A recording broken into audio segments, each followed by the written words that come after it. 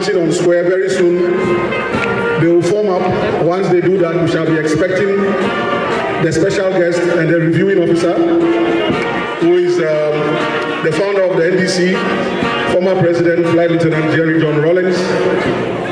He will be our reviewing officer this morning.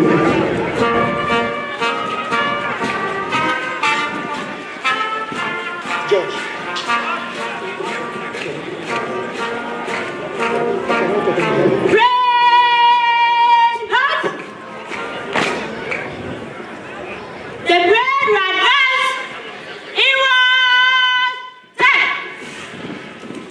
The parade is under the command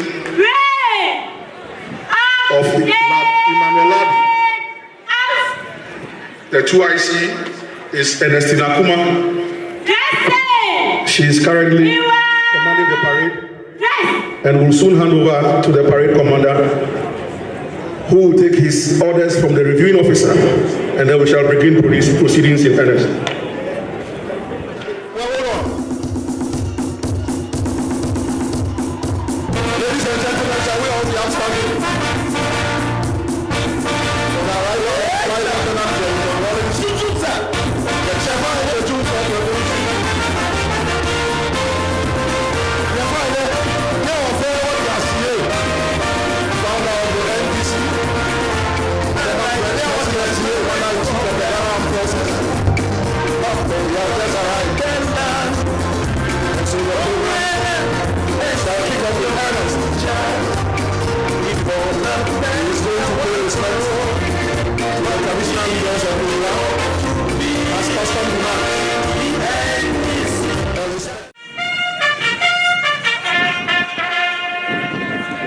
Can we be upstanding, please?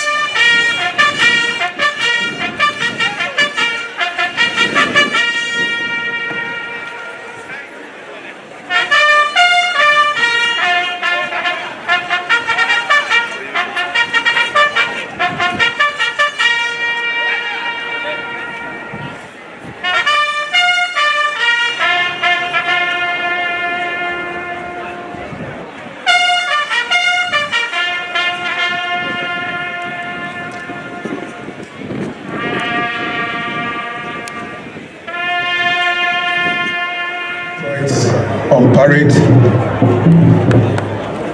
Commander Emmanuel Labi.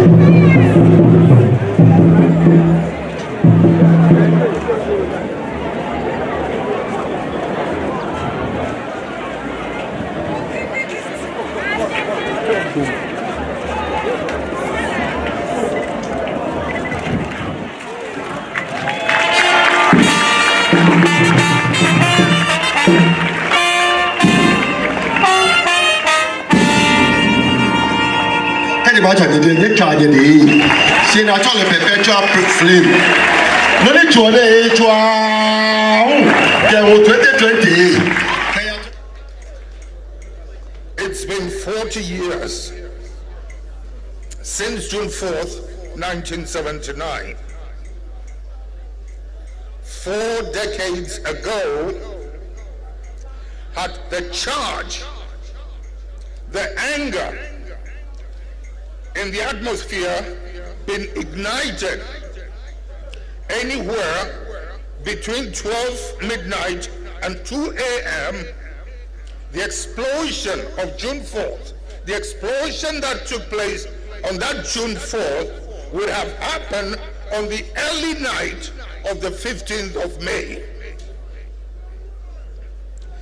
In the same manner, ladies and gentlemen, had those who climbed into the seat of power 3 months later, Liman's government, had they learned the lessons of June 4th, the uprising, the rage, what brought it about, 31st December 1981 would not have happened. It would have been avoided. But some of us just refuse to learn. The human spirit, the quest for freedom, the quest for justice, the quest for democracy. Right after the PNP government came into office, those in authority proceeded to devalue the essence of the uprising by luring AFRC members out of the country, forgetting that most of the genuine, unrewarded, and unrecognized leaders were still on the ground. Although the majority of soldiers, servicemen, and students were still craving for freedom and justice, the intention of the authorities was to intimidate, harass, arrest, and persecute some of them. The motive of those actions was to re-terrorize our people back into subordination and submissiveness. In short, to re-govern the people with a fear factor, not patriotism, not love. Ladies and gentlemen, instead of the then government taking up the challenge to lead a nation that was pumped up and ready to continue to rectify the rot of the past, to defy any obstacle, and to solidify the unity and purposefulness of our nation, the reverse is what occurred. This heightened the fever for June 4th. Ladies and gentlemen, some governments and some people in positions of authority or power do not care to be respected, to be loved, to be liked, to be admired. They simply want to be feared.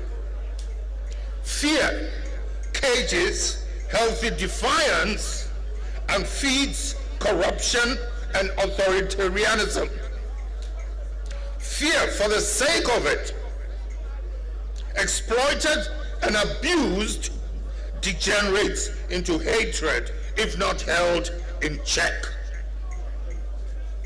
Historically, humanity all over the world has faced revolts and revolutions, resulting in the public execution of the royal families of France and Russia, for instance.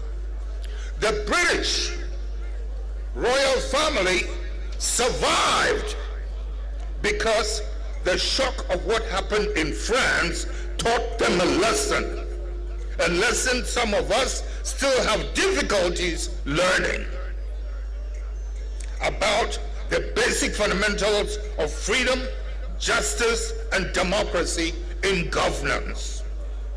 Humanity has always been defined by its freedom and quality of justice. It is God-given. There are many constitutional clauses that do not serve our interest. Over the years, the indemnity clause has emboldened certain characters to abuse their offices and profit massively from them, or profit themselves. It is quite evident that a lot of our people are losing confidence in our constitutional mandate. The Constitution of the Fourth Republic was created by us, for us, and to serve us.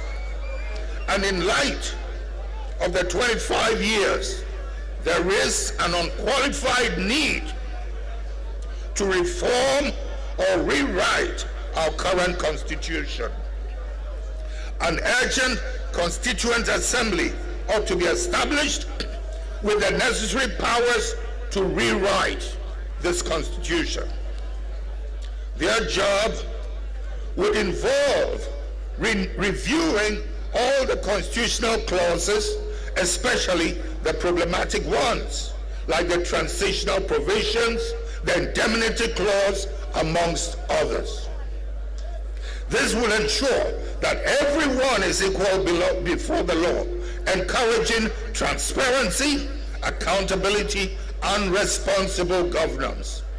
The Constituent Assembly will hopefully embody the character of the Ghanaian people towards fashioning out a developmental agenda that is devoid of blind party allegiances and unscrupulous political promises.